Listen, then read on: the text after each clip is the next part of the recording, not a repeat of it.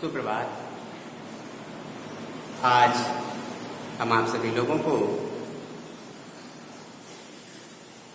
मैत्री चरण गुप्त जी द्वारा रचित कैकेयी का अनुवाद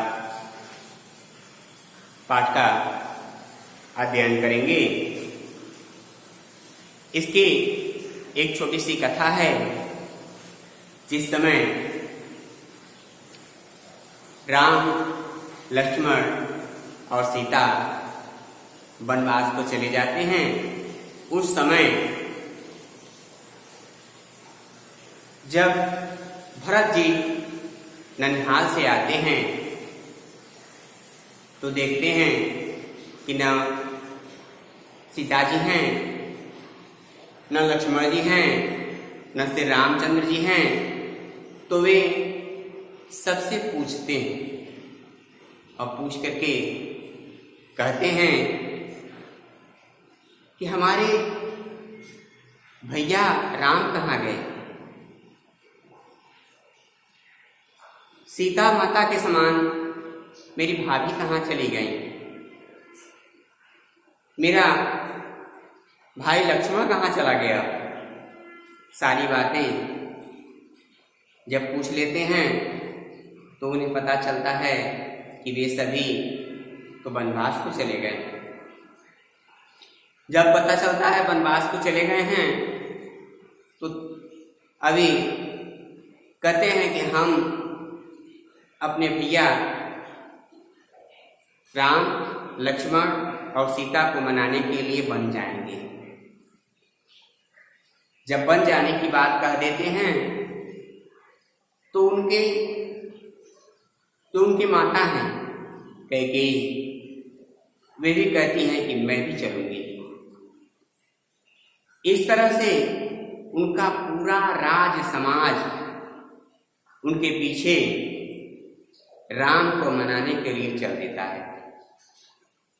और जब चलता है तो चलने के साथ ही साथ जब वहां पहुंचते हैं वन में, तो पहुंच करके सभी के सभी एक दूसरे के गले लगते हैं। जब शाम का समय होता है, शाम के समय सभी बैठते हैं। राम की सभा एक तरफ, राम, लक्ष्मण और सीता एक तरफ बैठ जाते हैं और साथ में उनका जितना राज समाज है भरत जी के साथ आया हुआ, वह एक तरफ बैठ जाता है। दोनों तरफ यह होता है कि राम की जीत होगी कि भरत की जीत होगी। अगर राम की जीत होगी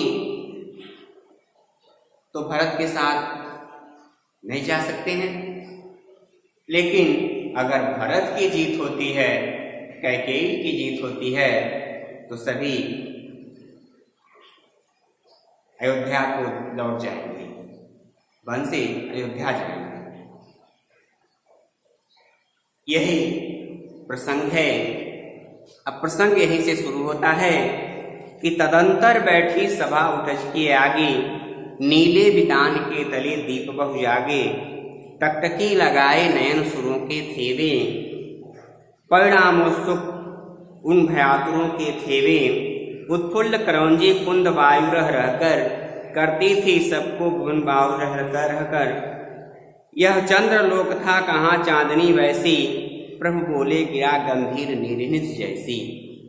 अब यहाँ तक देखिए, तदंतर बैठी सभा उठज के आगे। तदंतर माने इसके बाद में, बैठी माने बैठ गई।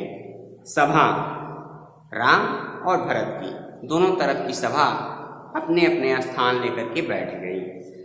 उठज के आगे, उठज माने कुटी, पंचवटी के आगे बैठ गई। नीले वितान के तले, नीले वितान स्वच्छ आकाश के नीचे तले सभी लोग बैठ गए। दीप बहु जागे, ऐसा लगा कि जैसे आसमान में छोटे छोटे तारे दीपक के समान जलने लगे, दीपक के समान टिमटिमाने लगे। टकटकी लगाए नयन सुरों के थेवे। यह दृश्य देखने के लिए कि धरती लोक पर राम की विजय होती है कि भरत की विजय होती है, सभी यह देखने के लिए देवता लोग टकटकी लगा करके देखने लगे। टकटकी लगाए नयन सुरों के थेवे, परिणामों सुख उन भयातुरों के थेवे। टकटकी लगा करके सभी देख रहे थे कि आज भरत की विजय होती है कि राम की विजय होती है। टकटकी लगाए नयन सुरों के थेवे, परिणामों सुख उन भयातुरों के थेवे।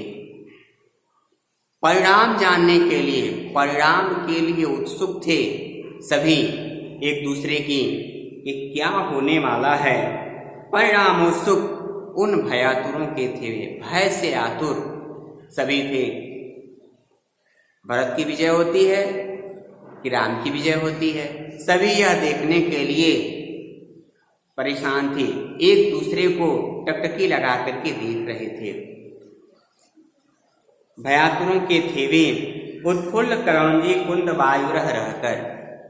उत्फुल्ल करौंदी का एक फूल होता है, वह करौंदी का फूल जब हवा उधर से आती थी तो सबको महका जाती थी, सब में एक महक भर देती थी।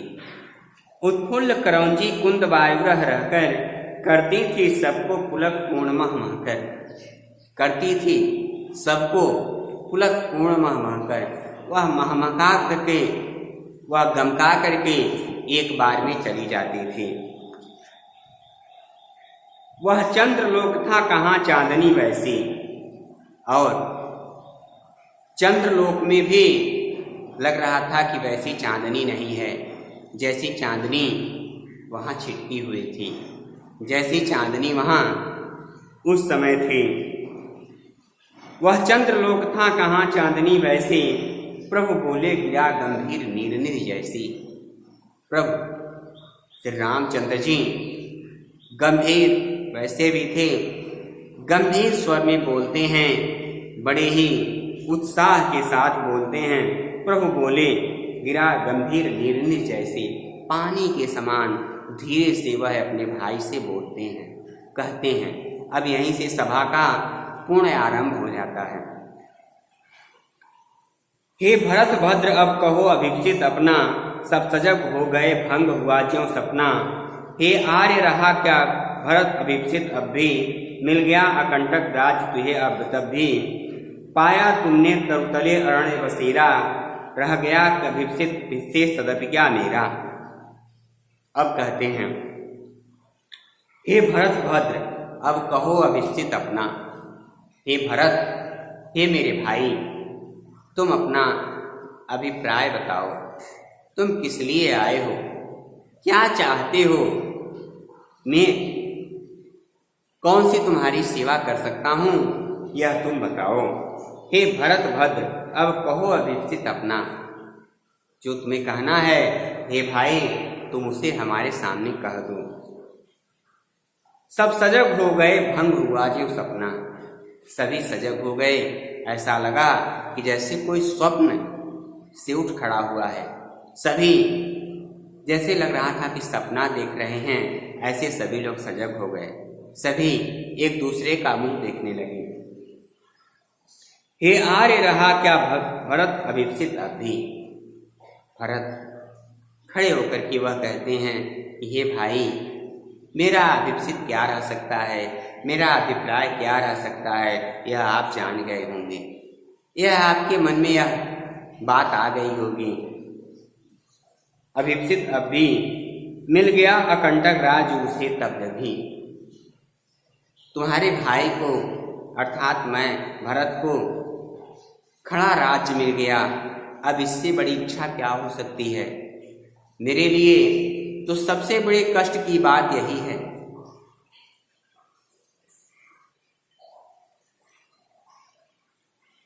रह गया अभिक्षित से तदप क्या मेरा, मेरा तो अब कुछ भी नहीं रह गया, जैसे सारा का सारा मेरा सब कुछ खत्म सा हो गया। पाया तुमने तरुतले अरण्य बसेरा, और ये भाई आपने तरुतले वृक्ष के नीचे बसेरा ले लिया, पा लिया। अब इससे बड़ी बात क्या हो सकती है? इससे बड़ी हमारे लिए कष्ट की बात और क्या हो सकती है? यह अब आप ही बता दीजिए। तनु तड़प तड़प कर तप्त तात ने त्यागा, हमारे पिता ने आपके लिए और सबके लिए तड़प तड़प करके अपने प्राणों को त्याग दिया, तड़प तड़प करके अपना प्राण तक दे दिया। तनु तड़प तड़प कर तप्त त्यागने त्यागा, क्या रहा अभिप्सित और तथापि भागा। ये भाई अब तुम ही बता दो कि मेरा क्या अभिप्सित हो सकता है, मेरा क्या अभिप्राय हो सकता है। अब यह आप ही बता दीजिए। मेरे लिए सबसे बड़ी बात आप स्वयं जानते होंगे। हाँ, इसी यश के हेतु जन्म था मेरा। वह कहते हैं कि हाँ, इसीलिए मेरा जन्म था, इसीलिए मेरा जन्म हुआ है कि सारा अपयश मैं अपने सर पे ले लूं, अपने सिर के ऊपर मैं ले लूं।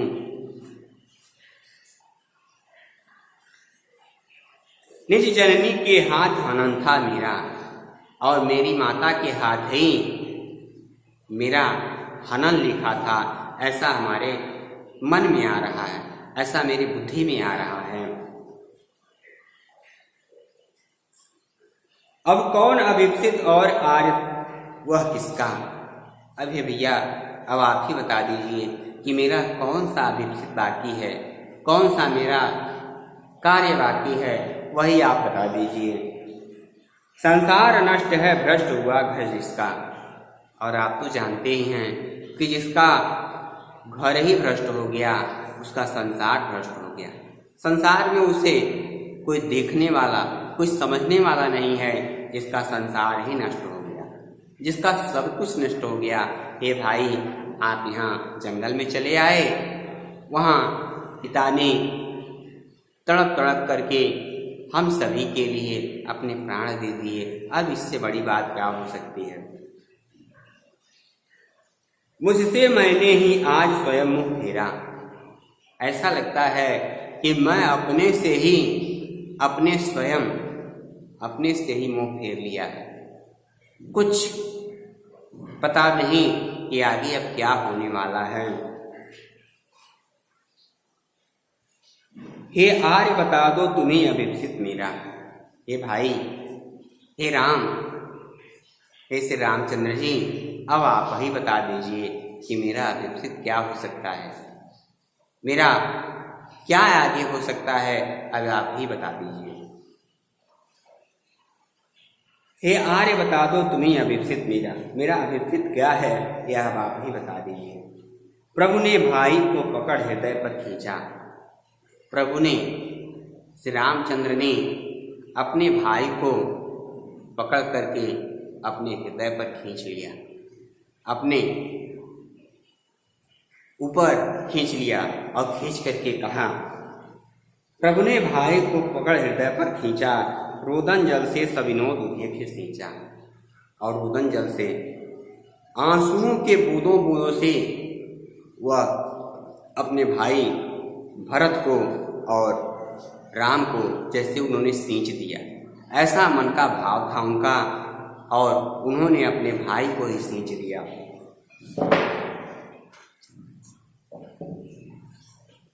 जिसके आशय की थाह मिलेगी किसको। अब यहीं कवि कहते हैं, मैथिली शरण गुप्त जी कहते हैं कि इसके मन की थाह कोई कहाँ तक लगा पाएगा, कहाँ तक कर पाएगा। जिसका भाई इतना अच्छा है, जिसका परिवार इतना अच्छा है, उसका भाई इस तरह से संकट में कैसे रह सकता है। जनकर जननी न जान पाई जिसको, और जनकर जन्म दे करके जो माँ जिसको समझ ना पाई, वह राम और भरत की भाई की जोड़ी ऐसे संसार में अमर तो होगी ही, अमर तो रहेगी ही। यह सच है तो अब लौट चलो घर तुमको। अगर यह सच है ये भाई, तो अब अपने घर को लौट चलो। हे श्री रामचंद्र जी, अब अपने पद को, अपनी प्रतिष्ठा को अब आप संभाल लीजिए। मैं आपका छोटा भाई हूँ, हमसे यह होगा नहीं, यह हो ही नहीं सकता है। चौंके सब सुनकर अटल कैकेयी स्वर को। और यह बात सुन करके सभी चौंक उठे कि यह क्या। यह सच है तो अब लौट चलो घर को। कैकेयी कहती है कि अगर यह सारी बातें सत्य हैं, सच हैं, तो हे भाई, आप दोनों भाई अब आप घर को लौट चलिए। अब आप अपने महल को लौट चलिए। इस वन में क्या काम, क्या रहने से क्या लाभ। सबने रानी की ओर अचानक देखा। वहां बैठे हुए जितने भी लोग थे, सभी के सभी रानी की ओर अचानक सब लोगों ने देखा, सब लोगों ने देख लिया। वैदग्ध तुषारा वृत्त यथाविध लेखा। ऐसा लगा कि जैसे वह आसन जमा करके बैठ गई हो और अपने दोनों पुत्रों के समान पुत्रों को देख रही हो, आंखें फाड़ फाड़ करके निहार रही हो। बैठी थी अचल तथापि असंख्य तरंगा। केवल वह वहां बैठी थी, लेकिन उसके मन में असंख्य तरंगे फूट रही थी, असंख्य बातें उसके मन में आ रही थी। वह सिंही अब थी गोमुखी गंगा। वह सिंहनी के समान थी, लेकिन वह गंगा के समान, निर्मल पवित्र गंगा के समान वह वहां बैठी हुई थी।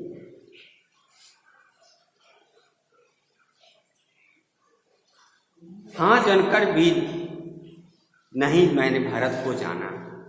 मैंने तो भरत को जन्म दिया है, लेकिन वास्तविक बात यह है कि मैंने भरत को जन्म दे करके भी भरत को जाना नहीं, भरत को मैंने समझा नहीं।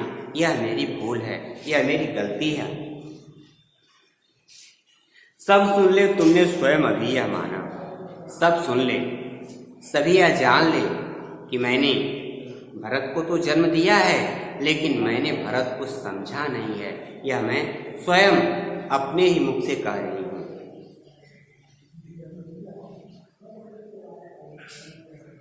अपराधीन हूँ तात तुम्हारी मैया।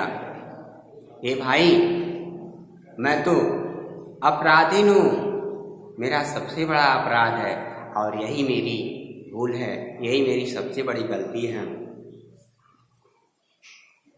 दुर्बलता का चिन्ह विशेष शपथ है और मेरी दुर्बलता ही एक शपथ है। मैं शपथ लेती हूँ कि हमसे गलती हुई है, मुझसे गलती हुई है। इस बात का मैं शपथ लेती हूँ, मैं स्वीकार करती हूँ। पर अबला जन के लिए कौन सा पथ है, लेकिन मेरे जैसे अबला के लिए कौन सा पथ सही है, कौन सा पथ गलत है, यही आप बता दीजिए, यही आप हमें समझा दीजिए।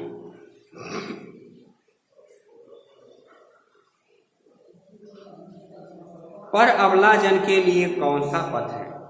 हमारे जैसे अबला के लिए, मैं स्त्री हूँ और मैं अबला हूँ, हमारे जैसे स्त्री के लिए कौन सा पथ सही है, कौन सा पथ गलत है, यही आप बता दीजिए, यही आप समझा दीजिए। वह वहाँ सभा में सबके सामने कैकेयी समझाती है, कहती है, यदि मैं उकसाई गई भरत से हूँ।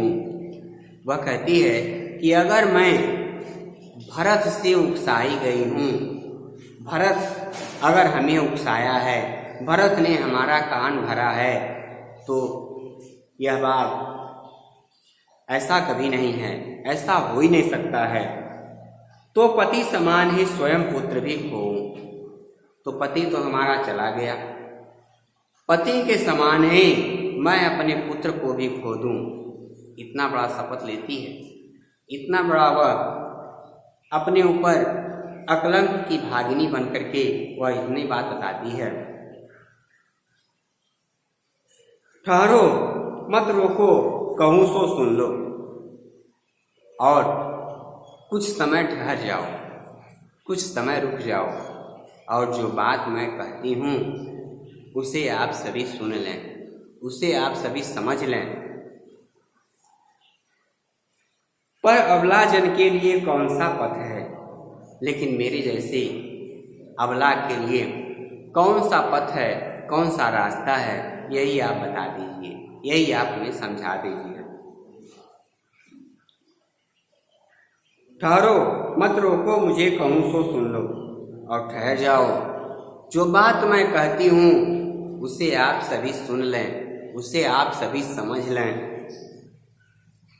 करके पहाड़ सा पाप मौन रह जाऊं, और इतना बड़ा पहाड़ जैसे पाप को तो मैंने कर दिया, अब पहाड़ जैसे पाप को कर करके मैं चुप रहूं, मैं शांत रहूं, यह हमसे होगा नहीं, यह हमसे हो ही नहीं सकता।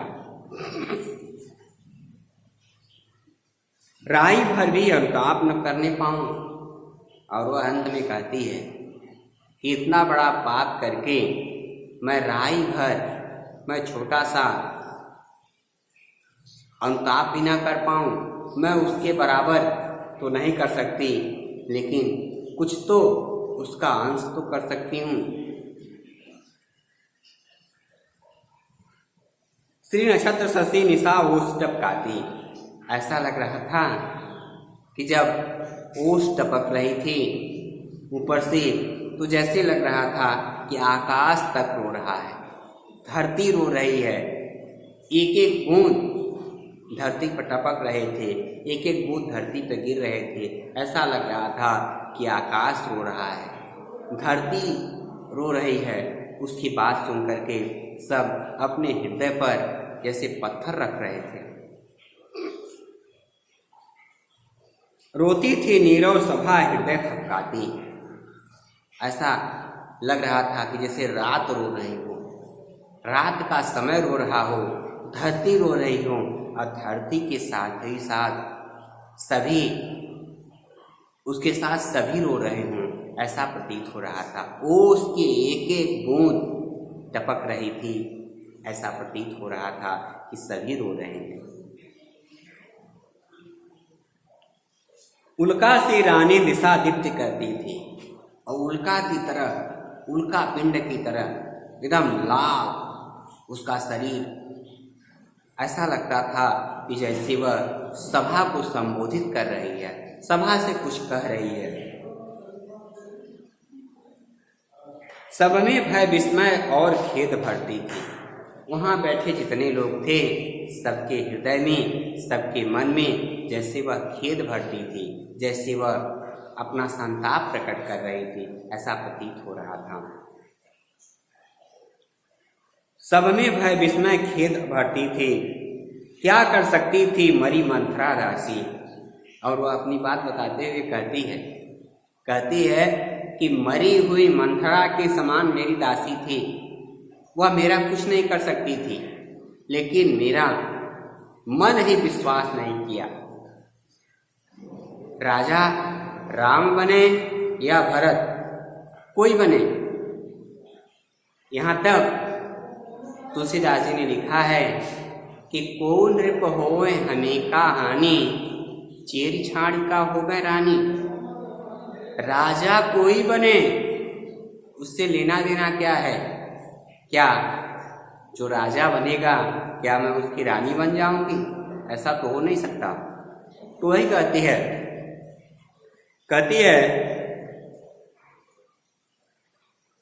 कि मरी मंत्रा दासी, मेरा मन रही न रह सका निज विश्वासी। मेरा मन है, मेरा स्वयं का मन मेरा विश्वास का पात्र नहीं रहा। जब मन विश्वास न करे किसी चीज को, तो थोड़े देर के लिए सोचना चाहिए, समझना चाहिए। वही कहते हैं कि मेरा मन ही न रह सका विश्वासी, जल पंजरगत अरे अधीर अभागे। यह हाड़ मांस का बना हुआ शरीर है। इन हाड़ और मांस के शरीर से इतना प्रेम किया हे मंथरा, हे कैकेयी, तुझे ईश्वर भी माफ नहीं कर सकता, ईश्वर भी क्षमा नहीं कर सकता, ऐसा प्रतीत हो रहा है। जल पंजरगत अरे अधीर अभागे, वे ज्वलित भाव थे स्वयं तुझी में जागे। और वह विश्वास, वो भावना क्या तेरे ही अंदर जागे? क्या तेरे ही मन में वह विश्वास जागे?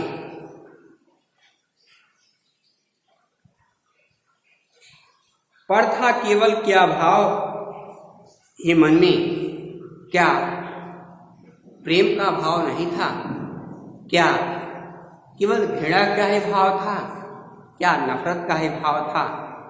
और कोई भाव नहीं था।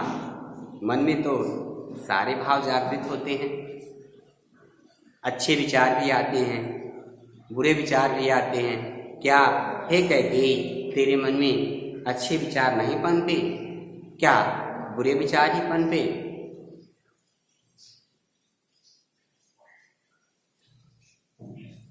पर था केवल क्या ज्वलित भाव ही तुझमें, क्या शेष बचा था कुछ और न इस जन्म? क्या इस जन्म के अंदर अर्थात कैकेयी के अंदर कोई और भाव नहीं पनप सकते थे?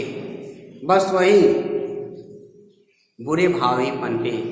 इस बात का कष्ट है, इस बात का दुख है। और वह बार बार अपने लिए कहती है कि हाँ, मैंने गलत कार्य किया। कुछ मूल्य नहीं, वात्सल्य मात्र ही मेरा। और क्या मेरे अंदर जो वात्सल्य था, मेरे अंदर जो प्रेम था, वही है, और इसके सिवा और कोई कुछ नहीं है। पर आज अन्य सा हुआ बस भी मेरा। ऐसा लगता है कि जैसे मेरा ही पुत्र मुझसे अलग रहता है, पृथक रहता है, हमसे बात नहीं करता।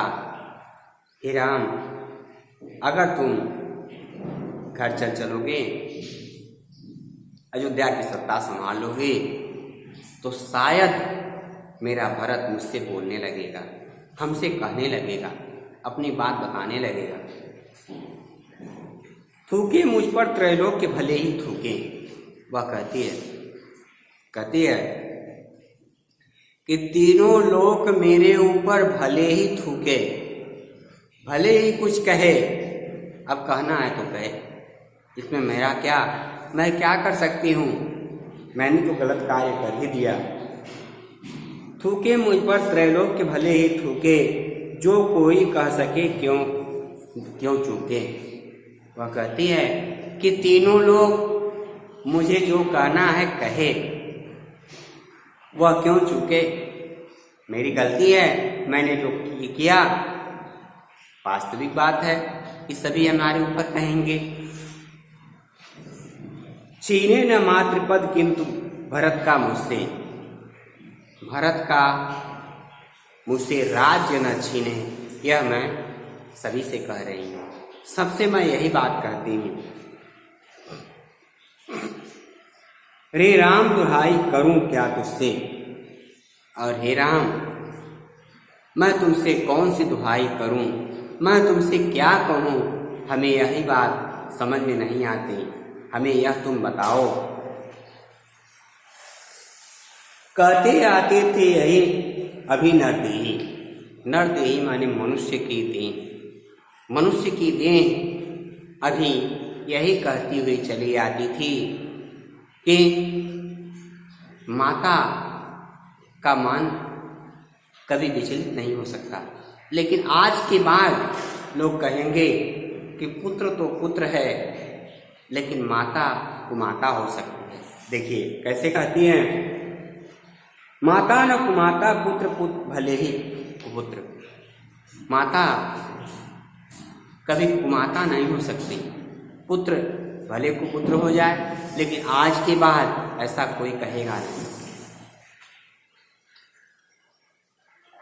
बस मैंने इसका बाह्य मात्र ही देखा और मैंने इसके केवल शरीर को देखा, इसके रूप रंग को देखा, इसका वात्सल्य, इसका प्रेम, इसकी भावना को मैं समझ ना सकी।